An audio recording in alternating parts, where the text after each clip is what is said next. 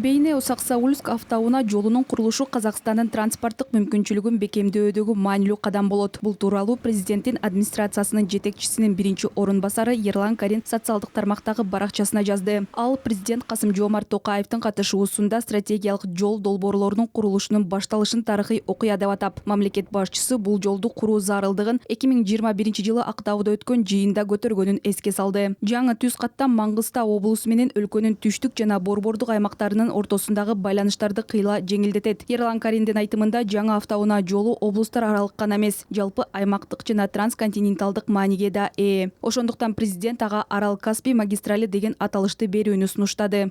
Мурда Казакстандагы негизги магистралдардын басымдуу бөлүгү түштүктөн түндүккө карай курулуп келген. Темир жолдор да, автоунаа жолдору дал ушундай багытта салынган. Ал эми бүгүн мамлекет башчысы өлкөнүн транспорттук системасын түп тамырынан өзгөртүп, аймактарды туурасынан байланыштырган жолдорду өнүктүрүүгө өзгөчө көңүл бурууда.